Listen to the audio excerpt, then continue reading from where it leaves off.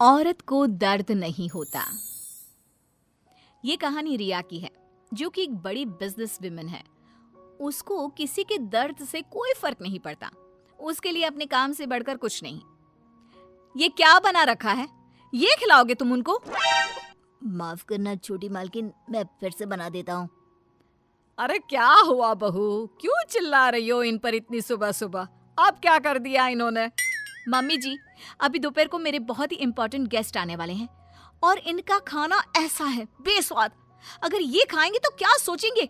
इनको अभी के अभी नौकरी से निकाल दो। मुझे ऐसे लोग काम पर नहीं चाहिए जिनको ठीक से काम करना नहीं आता। अरे लेकिन बहू, ये बहुत सालों से हमारे लिए काम कर रहे हैं, ऐसा कैसे निकाल दे? हाँ मेम साहब, मुझे नौकरी से मत निकालिए। मैं अच्छे से काम करूंगा, आपको शिकायत का कोई मौका नहीं दूंगा।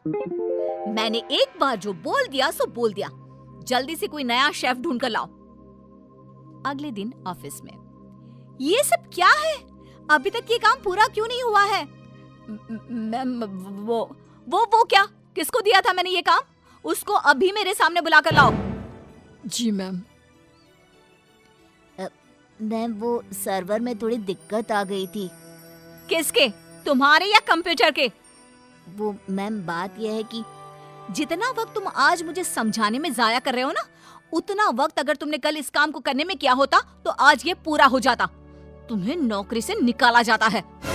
मैम प्लीज ऐसा मत करिए, मेरे छोटे छोटे बच्चे हैं, अगर मेरी नौकरी चली गई तो।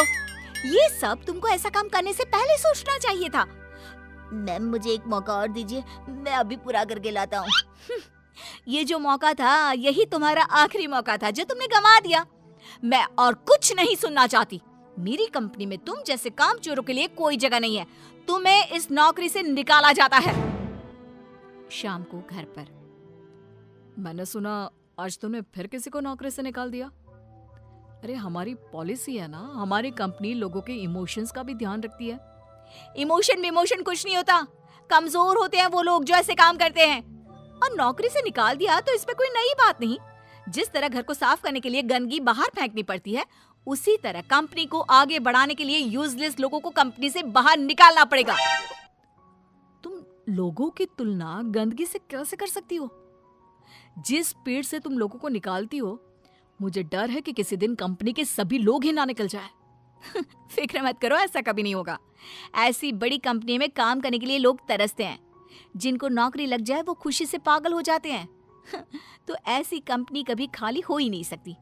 वैसे भी मुझे किसी की इमोशन से कोई लेना देना नहीं है। लेकिन बहू, तेरे स्वभाव को देखकर लगता है कि जरूर खाली होगी। अरे बहू, लोगों को दर्द होता है तो ये क्यों नहीं समझ पाती है?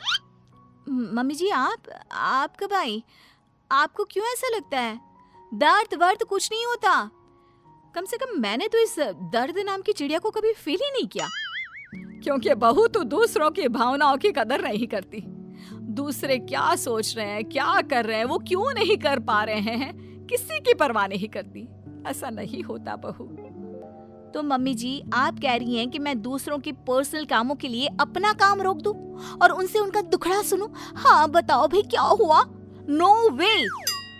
नहीं बेटा, मेरा मतलब ये है कि तू बस एक गलती होने पर लोगों को काम से निकाल देती है। ये भी नहीं सोचती कि अगर उसे काम से निकाल दिया तो उसका घर कैसे चलेगा, वो अपने बच्चों की फीस कैसे भरेगा। मम्मी जी, आपका मतलब है वो कितनी भी गलती करे मैं उनको माफ कर दूं और वापस ले आऊं? मम्मी जी, अगर मुझे ऐसा ही करना होता तो मैं कंपनी नहीं खोलती, कोई धर्मशाला खोलती, ताकि जिसका जब मन करे आए और जब मन करे जाए। माँ का वो मतलब नहीं है। माँ बस इतना बोल रही है कि अगर वो गलती करते हैं तो उनको डांट लिया करो, समझा दिया करो। लेकिन नौकरी से निकालना बहुत ज्यादा नहीं हो गया? मम्मी जी, आपको भले ही ऐसा लगता हो, लेकिन मैं इतनी बड़ी कंपनी ऐसे ही नहीं चला रही हूँ। ऐसे बहुत देखे मैंने और मैं ये अच्छी तरह जानती हूँ कि ये कैसे सुधरेंगे। इसलिए आप चिंता मत कीजिए और आप प्लीज मेरे कामों में दखल मत दीजिए। मुझे अच्छी तरह पता है कि मैं क्या कर रही हूँ। एक दिन अचानक से रिया की बेटी की तबीयत बहुत खराब हो जाती है और रिया कंपनी की जरूरी मीटिंग छोड़ देती है। बहू, तू यहाँ क्या कर रही है? तेरी तो बहुत जरूरी मीटिंग थी ना? मम्मी जी, आप ऐसे समय में मीटिंग की बात कैसे कर सकती हैं? और मेरी बेटी कहाँ है? क्या हुआ है उसको? डॉक्टर ने क्या कहा? यूं अचानक से बेहोश कैसे हो गई? उसका बीपी लो हो गया था, जिसकी वजह से वो चक्कर खाकर गिर पड़ी और उसको थोड़ा बुखार भी है। अच्छा हुआ, कोई ज्यादा घबराने वाली बात नहीं है, मैं तो डर ही गई थी।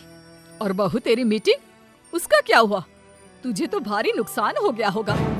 होने दीजिए मम्मी जी, मेरे लिए इस वक्त मेरी बेटी से बढ़कर कुछ भी नहीं है। ऐसी मीटिंग्स तो फिर आती रहेंगी। लेकिन बहू, कुछ दिनों पहले तुमने ही कहा था कि किसी के निजी काम के लिए तुम्हारा काम नहीं रुकेगा, तो फिर ये सब क्या है?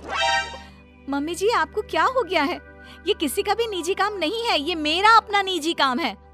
वही तो बहू, जब तुम्हारा काम था तो तुम सब कुछ छोड़कर यहाँ आ गई, और तुम चाहती हो कि दूसरों के घरों में कितनी भी परेशानी दिक्कत आ जाए, वो उसको छोड़कर अपने काम को पहली ड्यूटी समझे। लेकिन वही चीज अगर तुम्हारे साथ हो तो तुम अपनी पहली जिम्मेदारी अपने परिवार की तरफ समझती हो, उसके बाद तुम्हारा काम। ये कैसी नाइंसाफी है? उनके साथ तुम करो तो ठीक और वो करे तो गलत। आप सही कह रही हैं मम्मी जी, मैंने ये बात कभी समझी ही नहीं। अब तो समझ गई ना? अब से उनके साथ कुछ ऐसा मत करना, उनकी भी परेशानी समझने की कोशिश करना। हाँ मम्मी जी, अब मैं सब समझ गई हूँ। मुझे अपनी गलती का एहसास हो गया है।